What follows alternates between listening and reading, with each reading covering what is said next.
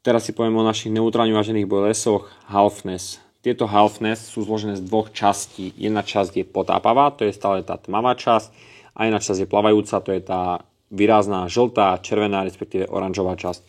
Sumárne tieto dve časti robia túto guličku neutrálne vyváženou, čo je obrovská výhoda pri love tých najopatrnejších rýb. Vďaka týmto Halfnessom budete mať záber oveľa skôr ako pri bežných potápavých guličkách. Častokrát dostávame od zákazníkov otázku, ako tieto Halfnessy používať. V prvom rade ich treba správne napichnúť. To znamená, že tá tmavá časť, tá potápavá časť stále musí byť bližšie pri hačiku a tá výrazná žltá, červená, respektíve oranžová časť, aby bola ďalej od hačíka. Keď je táto nástraha takto napichnutá pod hačikom, vtedy funguje správne. Teraz si ukážeme, ako sa tieto Halfnessy správajú vo vode.